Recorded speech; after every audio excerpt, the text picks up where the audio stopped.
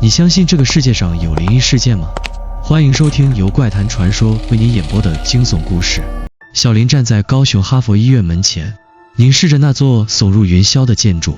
医院的外立面是冷峻的白色，宛如一座远古的巨石，吞噬着周围的光线和温度。天空是灰蒙蒙的，云层低沉压迫，仿佛连空气都变得厚重。微风从医院四周的空旷地带吹过，带着一股潮湿霉味。这里不像任何一个医院，反而像是一座沉默的巨人，静静地伫立在这片陌生的土地上。你准备好看完这个故事了吗？这就是哈佛医院，小林低声自语，试图让自己适应这里的气氛。他刚刚从护理学校毕业，带着满腔热忱和对未来的憧憬来到这里。医院的设备先进，环境也似乎颇为现代化，外界对这里的评价也褒贬不一。然而这座建筑的阴沉气氛让他的心中涌起一股莫名的不安。小林抬头看向医院的大门，金色的字迹反射出暗淡的光，哈佛医院。他微微皱了皱眉，这个名字与其气氛不太相符。按理说医院的名称应该给人一种安心感，但这里却给人一种陌生而遥远的感觉。他深吸一口气，迈开脚步走了进去。刚跨过大门，一阵阴冷的气息迎面扑来，仿佛瞬间被这个地方的沉默与冰冷包围。空气中弥漫着药水和消毒水的味道，似乎每个角落都在散发着某种无法言喻的沉寂。接待大厅里冷清的出奇，大厅中央一盏巨大的吊灯空无一物，细长的光柱从破旧的窗户射入，照在地面上，分割开了明亮与阴影。墙上挂着一些过时的医学宣传海报，颜色已因岁月流逝而变得模糊。大堂的某个角落堆放着几只旧椅子，没人坐在上面。欢迎来到哈佛医院，你是新来的吧？一位中年护士走了过来，声音平静，却透着些许疲惫。她穿着传统的护士制服，眼神空洞，似乎对任何事都不感兴趣。是的，我是新来的护士，叫小林。小林有些紧张地回应，虽然心里感到一丝疑惑，但他还是努力让自己保持平静，试图给自己一种新的开始的鼓励。护士点了点头，伸手指向医院的走廊。你在5楼的病房区域，晚上的值班会比较安静。至于这里，有些事情你可能得自己慢慢适应。他的声音停顿了一下，眼神似乎不自觉地扫过四周，然后迅速移开。小林愣了一下，心中不由自主地升起一股寒意。适应，他喃喃自语。他感觉那句适应并不是普通的告知，而是某种警告，仿佛这里有些他无法理解的东西。走廊的尽头突然响起几声急促的脚步声，小林转身一看，是一位年约40的男医生匆匆走过，面无表情，但步伐极快，仿佛有什么迫切的事情需要处理。他正想开口问些什么，却被护士的声音打断。你快去5楼吧，晚上值班的护士会在那儿等你。护士没有再多说，只是转身离开了。他的背影逐渐融入了医院的阴影之中，仿佛吞噬了他的存在。小林觉得有些迷惑，护士刚才的眼神和他说话的语气都让他感到不太对劲。他记得那句话，适应，那到底是什么意思？适应这里的环境，还是适应某种不为人知的存在？5楼的走廊异常寂静，医院的清洁工走得很快，擦洗过的地板上闪烁着冷光。小林走在空荡荡的走廊上，四周的病房大部分空无一人，唯一的声音来自他自己鞋底与地板摩擦的咯吱声。他每走一步，心跳就加快一点。他隐约觉得这里的空气有些沉重，似乎有一种压迫感，时不时会听到远处传来细微的声响，却总是无法确切地捕捉到来源。他走到一间病房前，门轻轻地开了一条缝，透出一丝昏黄的灯光。小林愣了一下，轻轻推开门，看到一个中年男病人正躺在病床上，面无表情地望着天花板，空气中弥漫着消毒水和汗味。病人的眼睛充满了无神，仿佛灵魂早已离开。您没事吧？小林轻声问道，心中不安越来越强烈。病人缓缓转过头，看向他，那一刻仿佛空气都凝固了。男病人眼中没有任何情感，冷冷地看着他，然后他缓慢地开口，你来得晚了。他已经来了。小林愣住，心跳猛地加速，仿佛有什么不祥的预兆悄悄降临。那一刻，医院的走廊深处传来一阵轻微的脚步声，细如蚊音，却带着一种压迫感，仿佛在暗示他，某种无法逃脱的命运已经开始悄悄接近。第一天的工作结束时，小林感到一阵莫名的疲倦，他的步伐有些沉重。走出值班室时，外面的天空已经变得暗沉，云层压得低低的，仿佛预示着什么不祥的事件即将降临。5楼的走廊格外安静，只有他自己的脚步声回荡在空旷的空间中。今天的工作没有发生什么特别的事，但那个病人的话，你来得晚了，他已经来了，像一道阴影一样，始终笼罩在他的心头。他轻轻推开自己的宿舍门，屋里空无一人，床铺整洁，窗外的街灯微弱的光照进来，投射出一片淡黄色的光斑。他不禁打了个寒战，那种阴冷的气息似乎在随时提醒着他，这个地方不简单。小林，今晚休息吧，明天早班。护士站的一位同事轻声叮嘱道，打破了他的思绪。小林勉强笑了笑，谢谢。他知道自己不能在这个医院太过显得不安，毕竟作为一名新人，展现出不自信的情绪只会让人觉得他不够坚强。晚上10点，宿舍的床铺依旧没有任何动静。小林闭着眼睛躺在床上，翻来覆去，脑海中不断浮现出那位病人的面孔，尤其是他那句让他心跳加速的话，他已经来了。他开始怀疑自己是不是太过敏感。医院的气氛压抑，人的情绪本就容易受到环境的影响，或许只是自己的紧张情绪在作祟。然而，正当他准备放松下来时，宿舍的门忽然发出一声轻微的吱呀声，他瞬间睁开了眼，心跳加速。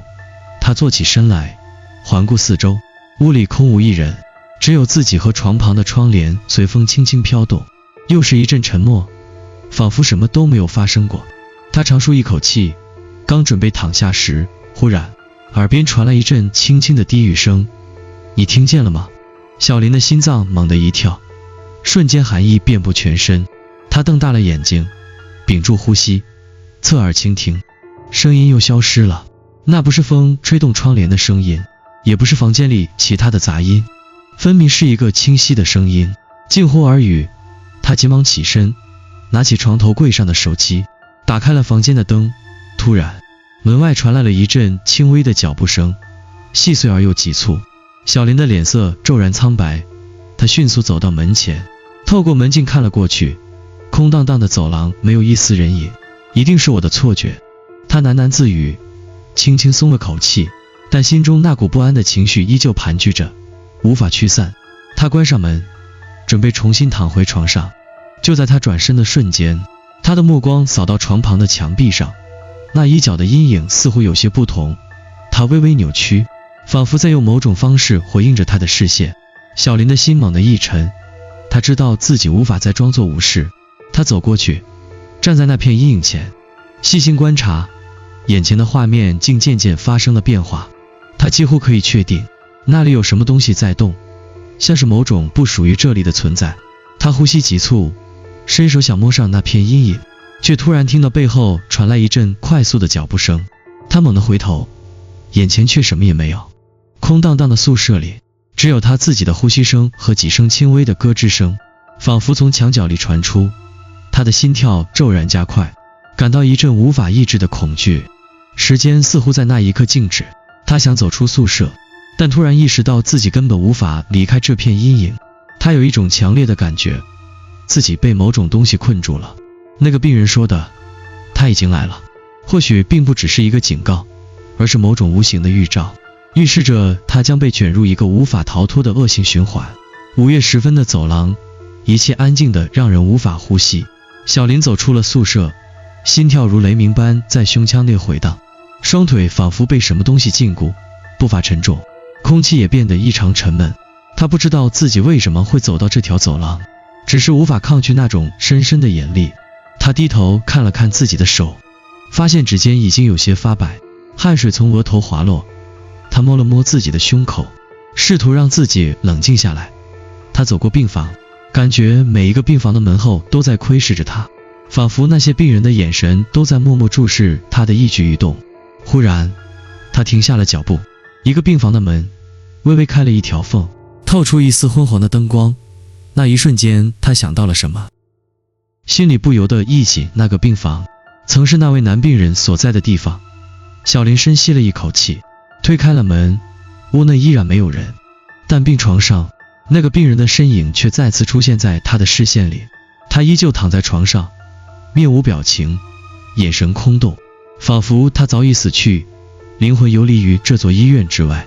小林那声音再次从病人的口中传出，低沉且沙哑：“你来得晚了，他已经来了。”小林的心猛地一颤，脑袋瞬间一片空白。他不知道自己是否在做梦，亦或一切都已经开始变得不真实。他看着病人那空洞的眼神，忽然意识到他再也无法逃脱这座医院。这个地方已经不允许任何人离开。小林从那晚的噩梦中惊醒过来，心脏狂跳不已，他的床单被汗水湿透，四肢无力，仿佛从地狱的深渊挣扎回来。刚才的景象一遍遍在他脑海中盘旋，那句他已经来了像是一个无法解开的谜，逐渐侵蚀了他的理智。他强迫自己起床，走到窗前，外面依旧是那片阴沉的天幕，厚重的云层几乎让整个世界看起来都被笼罩在一种无法透气的压抑气氛中。他深吸了一口气，努力让自己冷静下来。小林，今天值班。护士站的同事小李向他点了点头，脸上的疲惫显而易见。小林挤出一丝微笑，强迫自己将内心的恐惧压下。然而那股不安的情绪并没有离开他，无论他如何转移注意力，5楼病房、宿舍的阴影，还有那个神秘病人的话，总是如影随形，无法摆脱。傍晚6点，值班开始了。医院的走廊变得冷清，白炽灯在天花板上发出低沉的嗡嗡声，仿佛连灯光也在默默深意。小林走过长长的走廊，心里有一种不明的预感，这种感觉似乎从进入医院的那一刻起就从未离开过他。此时他正走向医院的电梯，因为5楼的病房相对较为偏僻，他常常使用电梯来往于各个楼层。他轻按了电梯按钮，站在电梯前，目光不自觉地扫过周围的环境。大厅里空无一人，只有电梯发出嗡嗡的声音，似乎在等待什么。叮，电梯门突然打开，里面空无一人。小林皱了皱眉，习惯性地走了进去。他按下了5楼的按钮，电梯的门慢慢关闭，低沉的嗡嗡声再度回荡在空荡的走廊中。他习惯性地靠在电梯的扶手上，闭上眼睛，试图整理一下混乱的思绪。突然，电梯的运行声音变得异常平缓，小林觉得有些奇怪，抬起头看了看电梯上的显示屏，楼层数字并没有变化，依旧停在1上。怎么回事？小林低声自语，按下了5楼的按钮，却没有任何反应。他开始感到一丝不安，但还没等他再次按下按钮，电梯却开始自动上升。叮，电梯停在了4楼，门突然打开，外面是一个寂静无声的走廊。小林迟疑了一下，决定不下电梯，正准备按下关闭按钮时，电梯的门再次咔嚓一声关闭。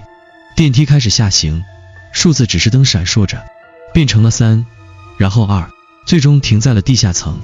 地下层，小林心头一紧，医院并没有公开的地下病区，他深知地下层并不应该是他目前需要去的地方。他心中升起一股无法言喻的恐惧，手指迅速按下了开门按钮。电梯门打开后，迎接他的是一片黑暗，四周的光线几乎完全消失，只有电梯内微弱的灯光照亮周围几米的区域。就在他准备转身离开时，电梯的显示屏突然变黑，随即传来一阵低沉的机械音：“请上楼。”那声音清晰、冰冷，如同死者的低语，带着一种无法逃避的威胁。小林的心脏猛地一跳，他慌乱地按下了上楼的按钮。电梯门缓缓关闭，电梯开始上升，停留在3楼、2楼，直到5楼。小林定了定神，觉得心脏像被压住了般难受。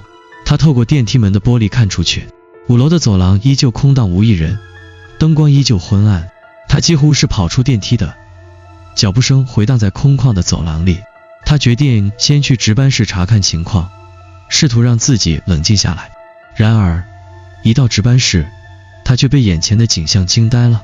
值班室里，所有的病历本、记录簿被翻得乱七八糟，桌面上散落着一些文件，而这些文件上面赫然写着他刚刚在电梯中看到的数字。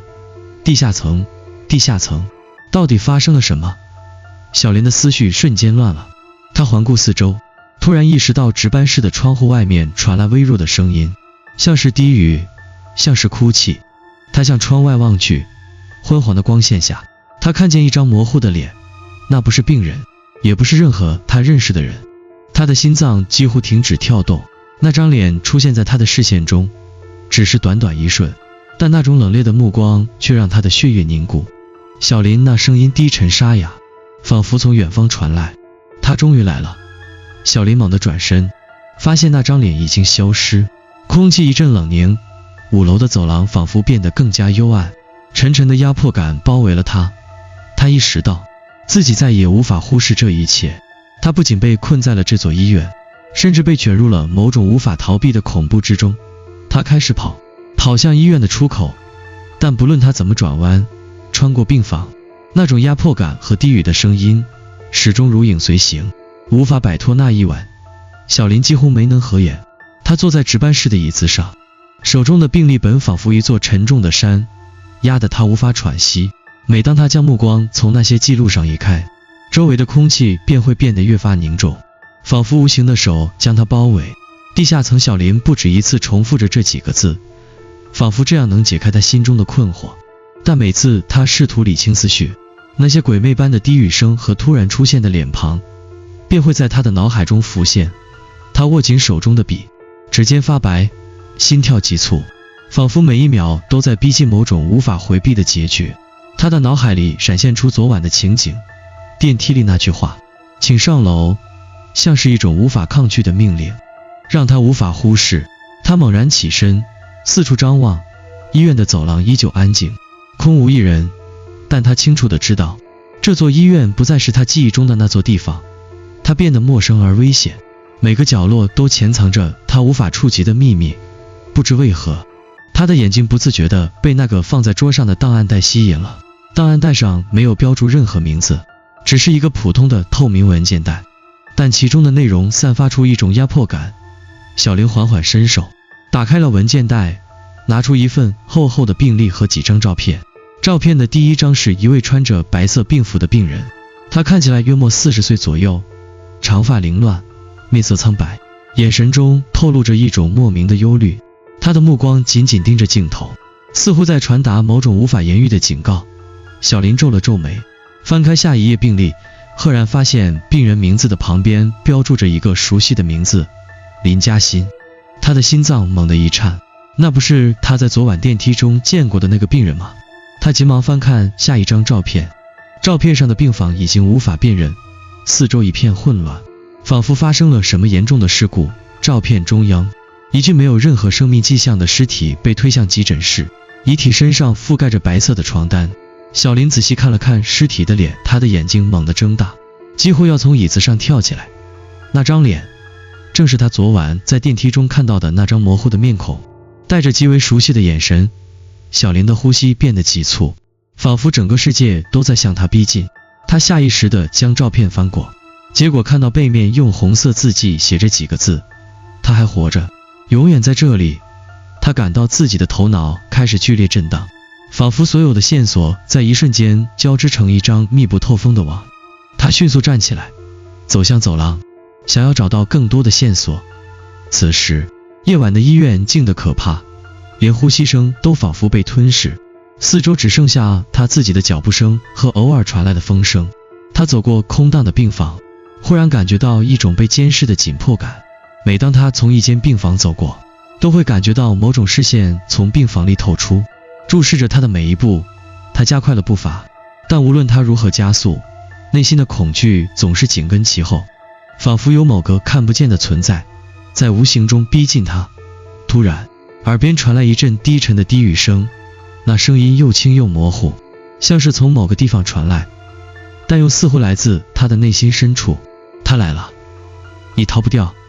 小林猛地停住脚步，转身四周寻找声音的来源，然而周围依旧空无一人，只有寂静的走廊和他越来越沉重的呼吸声。就在这时，他他的目光落在了前方的病房门上，那扇门微微开着，里面透出一丝昏黄的光线。小林下意识地走过去，推开了门。病房里静得几乎可以听到他自己的心跳声。那张床依旧空无一人，但床单被子整整齐齐地铺着，床头柜上有一盏微弱的台灯。他走进房间，注意到墙上挂着一张黑白照片，照片里的病人正是那个在档案里见过的林嘉欣。小林一个声音轻轻从背后传来，带着某种陌生而熟悉的冷意。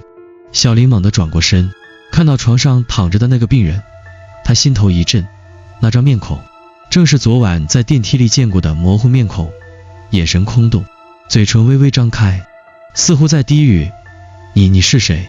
小林的声音颤抖，内心充满了无法言喻的恐惧。他已经来了，病人低声说道，声音沙哑，几乎让小林无法承受。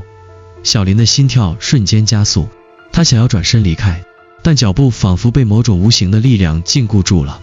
他的目光紧紧锁定病床上的病人，那张面孔似乎在发生微妙的变化，逐渐变得清晰，而他的眼神变得越来越空洞，像是没有灵魂的空壳。病人再次开口：你来晚了。声音渐渐消失在他的耳边，变成了一阵飘渺的低语。小林的脑海里一片混乱，他从病房走出来，脚步机械，仿佛连他的身体都不再属于自己。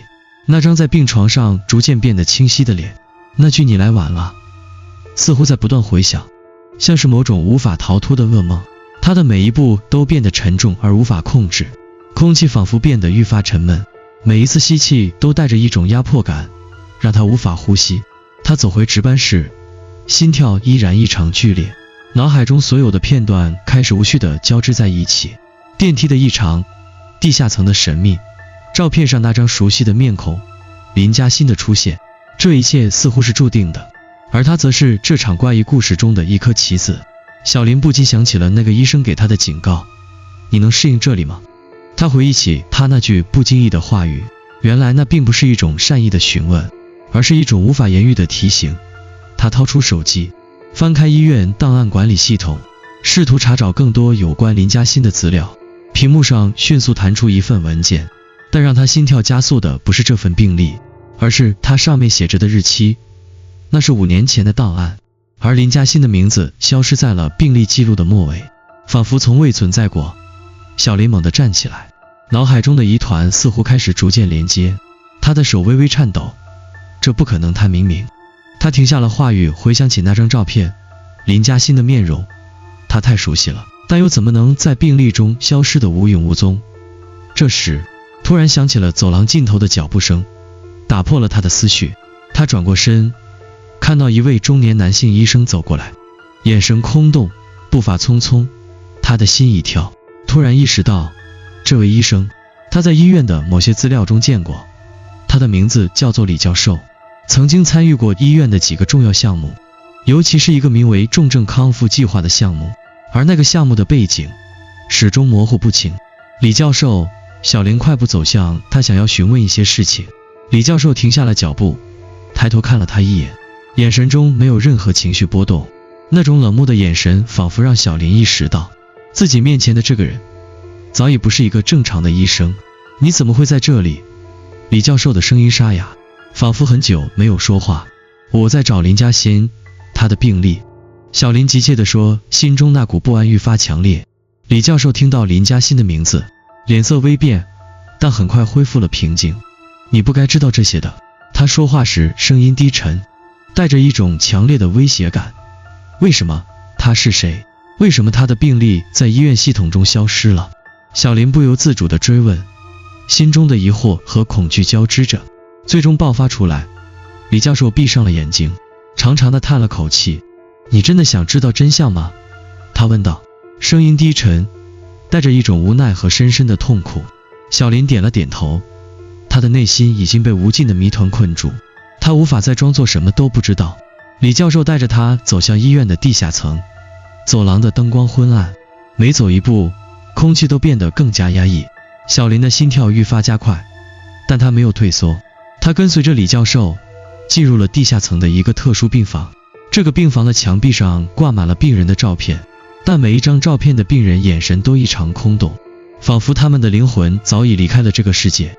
病房的中央是一张老旧的床，床旁有一台已经停止运作的呼吸机。这里是做什么的？小林的声音有些颤抖，他感到一阵恶心，仿佛这里充满了死亡的气息。李教授的脸上露出了痛苦的表情，他缓缓开口：5年前，医院曾经进行过一项危险的实验，目的是通过一种先进的治疗技术来拯救那些重症病人。他顿了顿，林嘉欣是这项实验的唯一幸存者。小林愣住了，他是实验的受试者，那他现在在哪？李教授苦涩地笑了笑，他还活着，但他已经不再是他自己了。他转身走向床旁，指着床下的一处阴暗角落，他的灵魂被困在这个地方，无法离开。我们所做的一切都只是试图让他恢复，但我们最终失去了对他的控制。小林的双腿开始发软，几乎无法站立，他觉得自己无法再承受更多的真相，眼前的一切像是从梦中逐渐失去色彩。他转过身，准备离开，但李教授的声音再次响起：你是他的继任者，你必须完成这个实验，才能解开他的诅咒。什么？小林的眼睛瞪大了，无法相信自己的耳朵。李教授的话像一记沉重的锤子，狠狠砸在了他的心头。他不敢相信，自己竟然已经成为了这场可怕实验的下一位受害者。李教授冷冷地看着他，脸上的表情如同死神般无情。你已经无法逃避了。小林的脑海里一片空白，他拼命地想要理清自己刚刚听到的真相，但那些话语，那些可怕的实验细节，像一道道刺痛的闪电，劈开了他的理智。李教授的话回响在他的耳边：你已经无法逃避了。他的双手无力地垂在身体两侧，脸色苍白，几乎要支撑不住自己的身体。他没有再说话，只是机械地跟着李教授走出地下室，回到医院的走廊，每一步都像是踏进了更深的地狱。四周的空气变得愈发沉重，仿佛整座医院都在慢慢地逼迫他走向无可回避的结局。这只是一个开始。李教授的声音冷冷地传来：你是唯一一个能够解开他诅咒的人。林嘉欣已经被困在这里很久了，他的灵魂无法得到安息，而你的存在或许是他唯一的解脱。小林想要反驳，但他的喉咙仿佛被某种无形的力量堵住，无法发出声音。他环顾四周，医院的走廊依旧空无一人，但他感觉到无数双看不见的眼睛正紧紧注视着他。那种压迫感仿佛已经不仅仅是心理上的不安，而是某种无法逃避的命运。他已经深深扎根在他的心里。走廊尽头，那个5楼的病房依然静静地等待着他。小林的脚步停下了，他不敢再往前走，他的内心涌上来的是一种无法言喻的恐惧。他回头望着李教授，试图寻找一点解脱的希望。然而李教授的眼神却冷漠如冰，仿佛告诉他，一切都已经太迟，你为什么要这样做？小林的声音颤抖：如果这是个错误，为什么不停止实验？为什么你们不能放我走？李教授的眼神没有丝毫波动，他冷笑着低头看了看他：你以为你能够选择吗？从你踏进这座医院的那一刻起，你就已经被卷入了这场没有出口的实验。你只是他的替代品，而我只是这个项目的守门人。这句话像一颗重磅炸弹，把小林的世界彻底炸开。他的双眼猛地瞪大，心跳剧烈跳动。他低下头，看到自己手上的白色护士符，仿佛突然明白了什么。他不是唯一的受害者，而是这个无尽循环中的一个新角色，是林嘉欣无数个继任者中的一个。他的身份只是一个替代品，一个无力反抗的棋子。你为什么不早点告诉我？小林的声音终于变得嘶哑，眼泪开始从他的眼角滑落，他的情绪开始失控。我没有选择，我什么都没有选择。李教授没有回答，只是冷冷地望着他，目光中闪过一丝不易察觉的疲惫。你无法理解的。此时医院的走廊里忽然传来一阵微弱的脚步声，像是从远处的病房传来。小林的心跳骤然加速，他转身望去，走廊的尽头似乎有一个白衣女子静静地站在那儿，背对着他，似乎在等待着什么。那个人影像是从他的梦境中走出来的。小林感觉到自己的血液冻结，脚步不自觉地迈向那个影像。他不敢再回头，仿佛那位白衣女子的身影已经把他的理智吞噬。所有的恐惧和疑虑在这一刻汇聚成一个无法抗拒的力量，推动他走向他无法逃避的命运。靠近时，小林才看清那人背后的模样，他愣住了，身体僵硬，仿佛大脑失去了所有的功能。那张脸正是林嘉欣。你……小林的声音变得颤抖。你怎么可能？林嘉欣转过身来，露出空洞的眼神，目光没有任何情感，仿佛他早已失去了所有的灵魂。你来晚了，他低声说的，声音如同寒冰一样刺骨。你永远也无法逃脱，小林。林嘉欣的声音再次响起，仿佛从某个遥远的地方传来，带着强烈的压迫感。你已经是这个实验的一部分，你无法逃离，只能接受命运。小林的眼前一片模糊，双腿开始无力，他跌倒在地，剧烈的喘息让他几乎无法呼吸。他的内心像是有一股无法抑制的力量正在将他彻底吞噬。他拼命想要逃跑，拼命想要反抗，但那种深沉的恐惧早已将他囚禁在这里。忽然，一阵强烈的头痛袭来，他感到眼前的景象开始模糊，林嘉欣的脸变得越来越模糊，变成了一张张不同的面孔。他的耳边充斥着低语声，越来越多的声音汇聚成一片混乱的呼喊。你无法逃避，声音重复着，你已经是他的替代品。小林的意识开始逐渐模糊，他闭上了眼睛，觉得自己被无尽的黑暗吞噬，陷入了无尽的循环。小林的眼前已经没有了清晰的界限，他的意识像一团燃烧的火焰，几乎要将他所有的记忆和理智都吞噬掉。他听到的声音越来越模糊，仿佛来自遥远的深渊。你无法逃避，无法逃避。他的双手剧烈的颤抖，猛地张开双眼，却只看见一片死寂的黑暗，周围的空间仿佛在逐渐压缩，四面八方的墙壁仿佛要将他完全困住。每一次呼吸都会感到一股沉重的压迫感从胸口涌上，无法抑制。小林那声音再次响起，低沉且无情，他的心跳开始加速，几乎要跳出胸膛。他挣扎着想要站起来，却发现自己被困在了一个巨大的牢笼中，无法动弹。你是替代品。那个声音不带任何感情。你从一开始就注定了这一切。他的眼泪无声的滑落，痛苦和绝望充斥着他的心。他不知道自己怎么了，明明有过选择，但所有的选择最后都汇聚成一个点，那就是此时此刻，这座医院，这个无法逃避的命运。小林用尽全力闭上了眼睛，心中仍然有一丝希望。他试图让自己进入梦境，试图逃离这个现实，但无论他如何挣扎，眼前的黑暗始终紧紧包围着他，根本没有一点逃脱的余地。你想逃离吗？声音变得更加清晰。你能逃离吗？他颤抖着嘴唇，低声道，我不想待在这里，我不想成为他的一部分。你早已是他的一部分。那个声音渐渐变得冰冷。你无法逃脱。忽然间，小林的脑海中闪过一幕又一幕的画面，那是他刚踏入医院时的情景，那个迎接他的护士，那个熟悉的走廊，那个看似普通的5楼病房。一切看似平静，但他没有注意到，每一步他都在不知不觉中被引导走向他的命运深渊。那一刻，他明白了，他不是真的像他一直以为的那样能选择什么。